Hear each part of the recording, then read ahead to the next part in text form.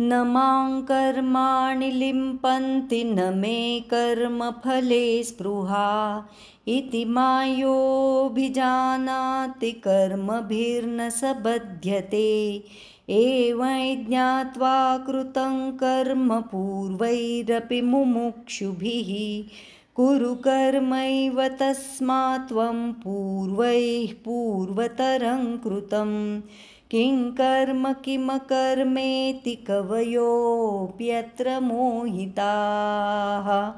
तत्ते कर्म प्रवक्ष्यामि यज्ञात्वा मोक्ष्यसे शुभात्।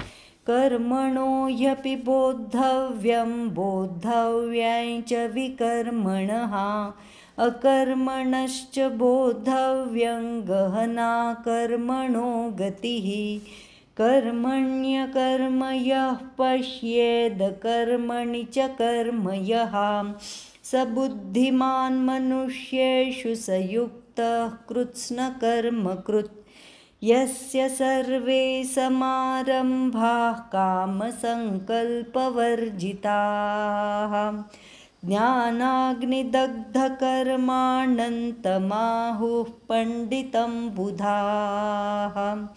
त्यक्त्वा कर्मफलासङ्गं नित्यतृप्तो निराश्रयः कर्मण्यभिप्रवृत्तोऽपि नैव किञ्चित् करोति सः निराशीर्यत चित्तात्मा त्यक्तसर्वपरिग्रहः।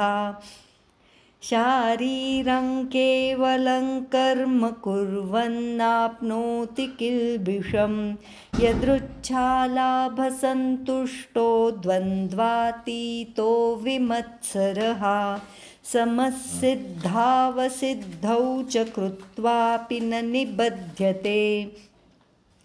गतसङ्गस्य मुक्तस्य ज्ञानावस्थितचेतसः यज्ञायाचरतः कर्म समग्रं प्रविलीयते।